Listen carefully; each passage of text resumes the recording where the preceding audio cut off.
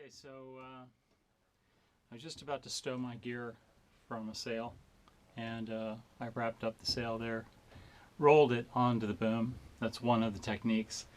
And I was just following my way into the Companionway and thought, wow, a lot of people don't know how big these boats really are. So here's a little quick tour of the Weekender, the Typhoon Weekender Cuddy cabin. So as you can see here, I've got a lot of things in here. These Companionway hatches, they just stay in here while I sail. They don't bother anything. This is my compression post that keeps the cabin stiff while the mast is applying pressure here. It's also got something underneath the sole there that connects to the bottom of the boat, which is two 2x4s, which help to keep it the strength going all the way down to the keel. So I've got to move around in here, so I better move these things out so I can at least put them on the hatch door when I'm done stowing things here today. You know, you don't realize how much room is on one of these things. So here's my jacket. I didn't use my jacket today, so I'll pull that out. Here's the mast cover. I'm going to put that on, so I'm going to put that outside the Companionway. That's a good place for them. Look at that storage right there. And there's my life jacket that I was wearing today, and I put it down here, an extra line. I keep a toolbox right there underneath the seat. There's plenty of room back there, you know, if you want to use it, it's there. And of course, here's the anchor and my fabulous new rubber hoses, which are doing great service. Yes, I had a water event with my fancy dancy white hoses.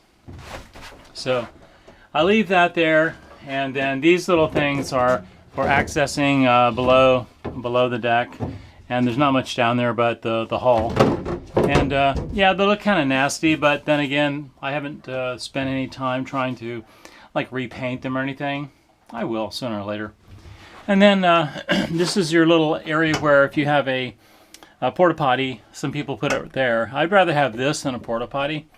And then my flags, the obligatory bell, a cover for the tiller, and then an extra line that comes in handy when I reef and so forth.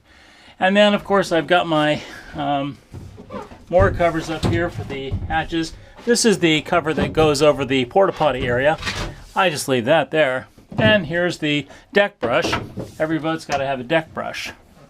And then of course you can look out the little portholes here and you can see who's coming if you need to. And there's two of them there. Here's a little thing over here to hold fishing poles. I don't fish, so I've just decided I'd stick this thing in there. And it seems to occupy a nice little position there. And I've got an extra line there in case we need to do something about pulling up at another club or something. Here's my Whisker Pole, which I'm going to slide underneath the seats here. I've got it set to the proper length for the Cape Dory, and I'm going to leave it there. I did use it today the first time, and it worked pretty good. So in here we've got this magic little hole that grandchildren would love, I'm sure. You pull it open, and look, there's the bottom of the boat, and there's the hook that goes onto that 900-pound keel. And then you can look down here and see that way, and see forward, see the supports for the compression post. Come up and put the cover back down there so it has some secrecy. And that's really the inside. There's not a whole lot of headroom in here, so you want to be careful about your head. But other than that, what a great place to hang out. I mean, you could spend the weekend here. That's why it's called a weekender. So, more work to do.